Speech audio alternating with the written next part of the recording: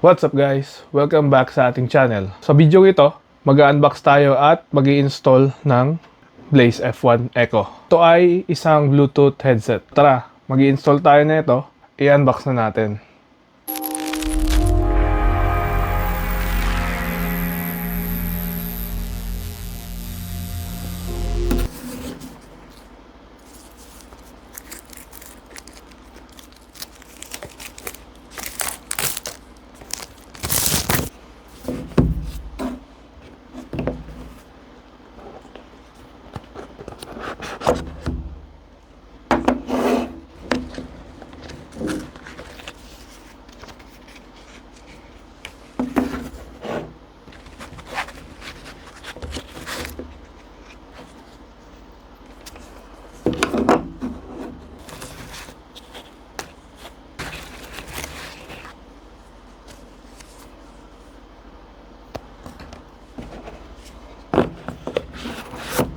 Okay, so eto na yung Blaze F1 Echo headset natin.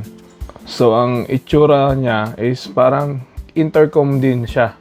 Meron siyang speaker and then meron siyang parang microphone. Pero dito sa Blaze F1, yung function nito, ito na yung parang module niya. Andito yung play button, pause, and next ng music. Kaya andyan lahat yung mga functions na pwede mong gawin.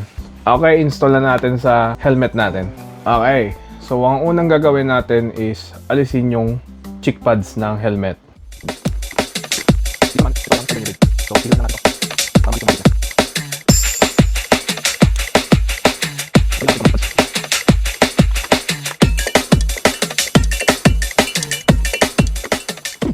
Once na natanggal na natin yung cheek pads, tingnan muna natin kung may abang siya sa intercom.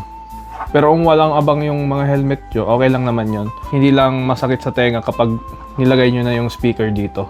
Ilagay na natin yung Blaze F1 Echo.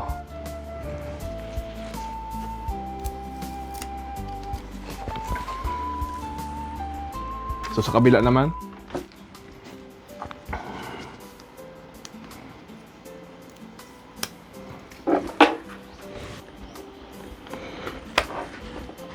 Okay. Lalagay na natin ngayon yung headset mismo. Uunahin na muna natin itong may speaker.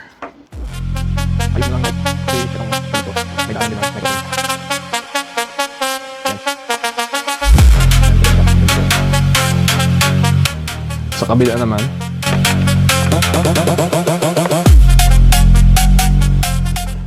Ayun, so nailagay na natin. Ito naman wire, pwede nyo naman to ilagay sa mga gilid ng helmet. Ito, buksan nyo lang to. Ilagay nyo na lang dyan para maitago nyo. Ayan, nakakabit na yung Blaze Bluetooth headset natin. Ayan na. Ibalik na natin yung mga cheek pads ng ating helmet.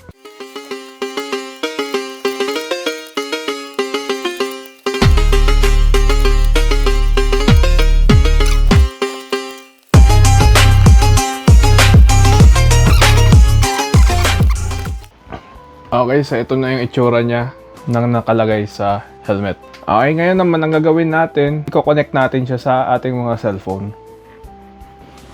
Okay, so i-turn on na natin siya. Pipindutin lang itong button sa gitna.